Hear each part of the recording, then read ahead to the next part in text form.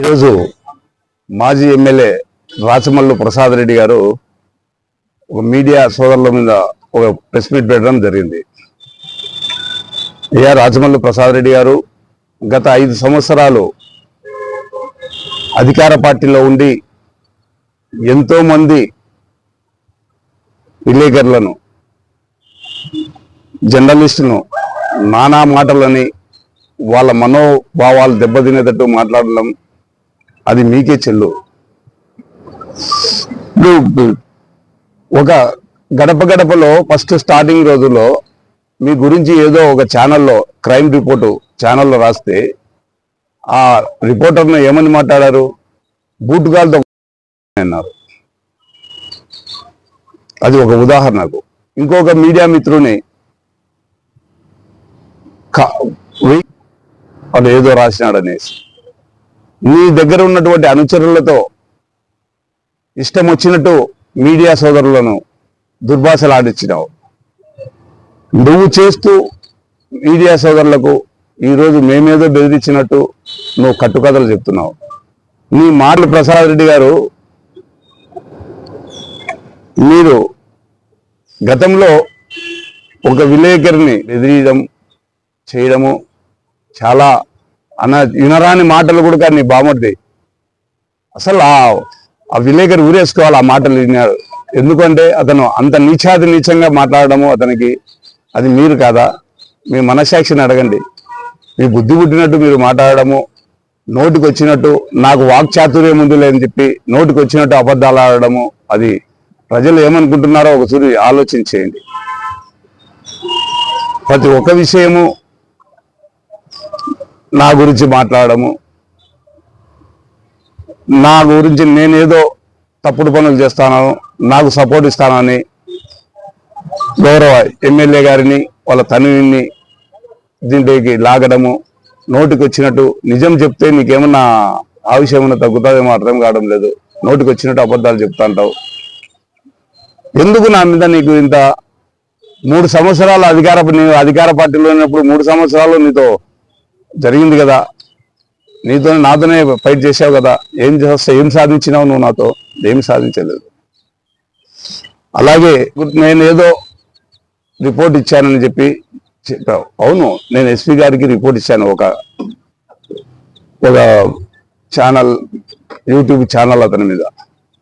అతను ఏం చేశాడో నీకు తెలుసా? అతని గురించి నీకు తెలుసా? అతను ఎట్లాంటోడైందని ఒకరోజు విచారించుకో.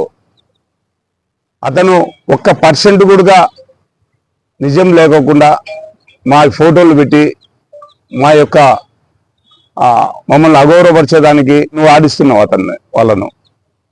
నువ్వు అదే ఛానల్ అతను జిద్దా అనే వారి మీద అపార్ట్మెంటు, అది గౌరవ వాళ్ళు డిఎల్పి వారు అందరూ ఇన్స్పెక్షన్ చేశారు. ఆ విషయమే నాకు తెలియదు. అక్కడ నువ్వు ఏం చేశావు? ఫస్ట్ సాక్షి పేపర్లో వేయించావు. జిద్దా ఇట్లా చేసినాడు, శివచంద్రారెడ్డి ఇన్ని లక్షలు తీసుకున్నాడు, ఎమ్మెల్యే కింద ఇచ్చినాడని చెప్పి నువ్వు ఫస్ట్ సాక్షిలో వేయించింది నువ్వు. అది మళ్ళా ఫైల్ అయిందని చెప్పి మళ్ళా ఇతని ఛానల్లో ఇతన్ని వాడుకొని ప్రతిరోజు నిత్యము నాకేదో బురద తలాలనే ఉద్దేశంతోనే, దురుద్దేశంతోనే నువ్వు చేస్తున్నావు. అట్లాంటిది నీ ఎటాల మేము విలేకరులను బెదిరియడం కానీ లేదు. నేను పై అధికారులకు, ఎస్పీ గారికి నేను రిపోర్ట్ ఇచ్చాను. సార్ ఇట్లా జరుగుతుంది, ప్రతి ఒక్క దానికి ఏదైనా నిజం ఉంటే విలేకరులను బేమనండి, చూడమని ఉంది, సాక్ష్యం ఉంటే బేమనండి అని చెప్పి నేను ఆయన కోరడం జరిగింది. ఆయన సిఐ గారికి ఇవ్వడం జరిగింది. సిఐ గారు కూడా పిలిపించి చెప్పింటారు. ఒక కంప్లైంట్ ఇస్తే పిలిపించి మాట్లాడక ఆయన దేవుడా, నువ్వు కూడా కంప్లైంట్ ఇస్తే నువ్వు కూడా పరిగెత్తి డిపార్ట్మెంట్కి వచ్చి జవాబు చెప్పుకోవాలా? నేను వచ్చి ధర్నా చేస్తాను, అది చేస్తానన్నావు. నువ్వు ఆ విలేకరి ఎట్లాంటోడు తెలుసా? ఎవరైతే జిద్దా అని ఛానల్లో ఇచ్చాడో ఆ ఛానల్లో అతని అక్కడికి వెళ్ళి అపార్ట్మెంట్ దగ్గరికి వెళ్ళి ఎన్ని లక్షలు డిమాండ్ చేశాడో తెలుసా? నువ్వు అది కనుక్కో. ఎన్ని కనుక్కోకుండానే నీ ఇష్టం వచ్చినట్టు నువ్వు ఏదో చెప్పినాళ్ళు అని చెప్పి మాట్లాడడం సబబు కాదు. నువ్వు ఒకరోజు తెలుసుకొని మాట్లాడు. అలాగే ఆంధ్రజ్యోతి విలేకరి అతన్ని ఎంత దుర్భాషలాడావు, వాళ్ళ కుటుంబాన్ని ఎంత క్షోభ అనుభవించేటట్టు మాట్లాడావు అది నీకు తెలుసా? నువ్వే మాట్లాడినావు.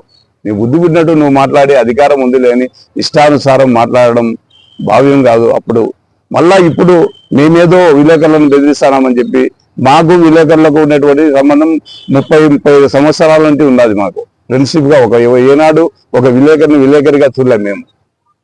నువ్వు ఆ విలేకరిని నేను ఎందుకు కంప్లైంట్ ఇచ్చానో తెలుసా? అది చాలా అతన్ని దుర్భాషలు ఆడినావు, అతను ఏదో ఛానల్లో రాశాడని చెప్పి చేశావు.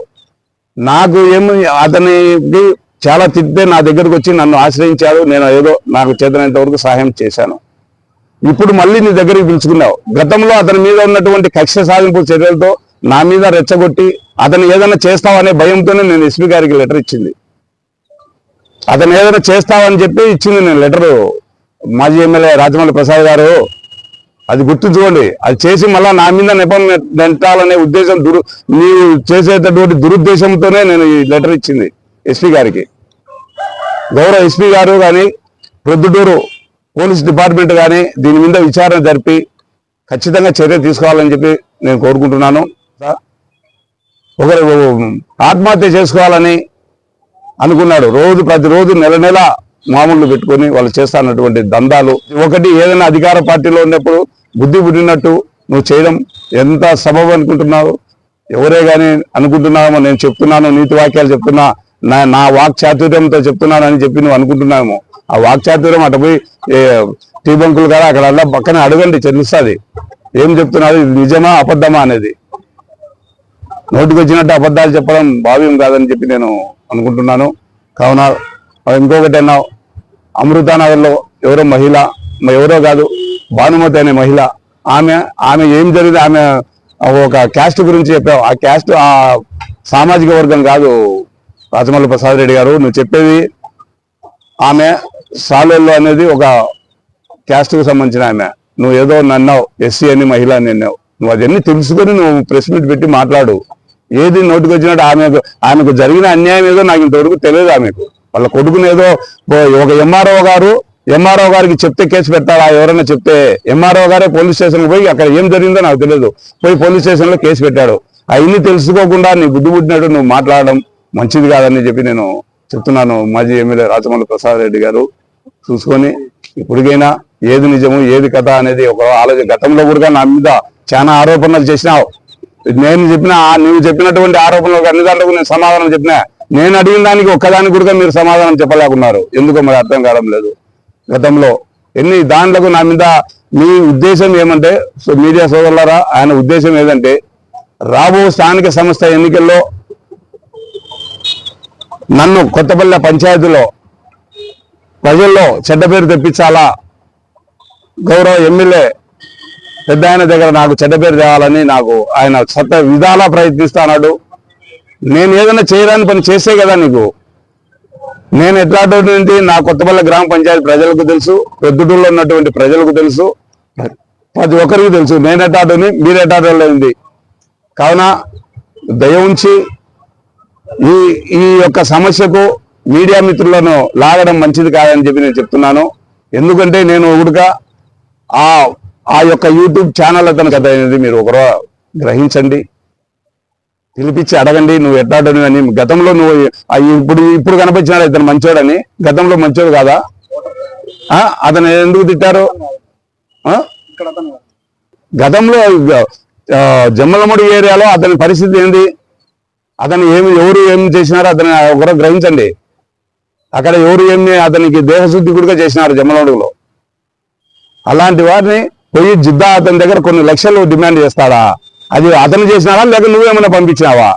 ఇంకా రాబట్టుకొని రాబోనని ఏమన్నా అది చెప్పండి, నాకు తెలియాలా. కావున ఇలాంటివన్నీ మోసపూరితమైనటువంటి మాటలు మాట్లాడి మమ్మల్ని ఇబ్బంది పెట్టకుండా నువ్వు ఏదైనా జెన్యూన్గా ఉంటే మాట్లాడు. దానికి ప్రతి ఒక్కదానికి జవాబు చెప్తాం, సమస్య లేకుండా చెప్తానని చెప్పి మీకు మీడియా మిత్రుల ద్వారా తెలియజేసుకుంటున్నాను. ఏది ఉన్నా కూడా నిజం మాట్లాడు. నాకు వాక్చాతుర్యం ఉంది లేదని చెప్పి ప్రజలు నమ్ముతాండారు లేని చెప్పి మన గరికపాటి నరసింహారావు గారు తిన్న ప్రవచనాలు చెప్పినట్టు చెప్పడం. ఆయన ఏదో భక్తిగా చెప్తాడు, నువ్వు చెప్తావు అంతకంటే ఎక్కువ చెప్తావు. ఆ చెప్పినవన్నీ వాస్తవాలు కాదు. వాస్తవాలు అయితే ప్రతి ఒక్కరు నేను గౌరవిస్తారు. ప్రతి ఒక్కటి నోటికి వచ్చినట్టు అబద్ధాలు చెప్పడం, నిజం చెప్తే నాకేమైనా అవుతుందేమోనని అనుకుంటున్నాను. కాదు, ఇప్పటికైనా మాజీ ఎమ్మెల్యే రాజమౌళి ప్రసాద్ రెడ్డి గారు నిజాలు చెప్పి నిజం మాట్లాడండి. ఏదైనా కానీ అంత ఇంత గౌరవిస్తారు. 2 సార్లు ఎమ్మెల్యేగా అయినారు, ఒకసారి అధికార పార్టీలో ఉన్నారు. అధికార పార్టీలో ఉన్నప్పుడు నువ్వు చేయరాని పనులన్నీ ఎన్ని పనులు కావాలంటే అన్ని చేశావు. విలేకరులను వాళ్ళు ఎంతమందిని క్షోభ పెట్టింది కూడా విశదీకరించి చెప్తా, ఎవరిని ఎట్ట చేసింది కూడా అవన్నీ మీడియాలో ప్రెస్ మీట్ లో వాళ్ళని లాగడం నాకు మంచిది కాదని చెప్పి నేను తెలియజేసుకుంటూ, మిసాని అతను ఒక యూట్యూబ్ ఛానల్ అతను. ఆ యూట్యూబ్ లో ఎంతవరకు వేయాలి, నిజాలు ఏంటంటే వేయాలి. నిజం లేకోకుండా ఇష్టానుసారం వచ్చినట్టు ఒక వ్యక్తి మీద అపవాదాలు వేసి ఆ అపవాదాలతో అతను లాభపడేటట్టు మా మీద చెప్పి అపవాదాలు చేసి మమ్మల్ని ఏదో ఇబ్బంది పెట్టాలని చేసి లేనిపోని మాటలు చెప్పి అబద్ధాలు చెప్పడము చాలా బాధాకరమైనటువంటి. మా మీద రాసి ఏదో పెద్ద గొప్పగా అనిపించుకోవాలనే ఉద్దేశం తెచ్చుకొని అక్కడ ఉన్నటువంటి వారితో అది ఎవరైతే అపార్ట్మెంట్ ఉన్నారో వాళ్ళతో పోయి బేరం పెట్టుకోవడము ఇవి ఇంకా మళ్ళా పునరావృతం కాకూడదని చెప్పి మీ మీడియా మిత్రులకు అందరికీ కూడా సవినయంగా కోరుకుంటున్నాను.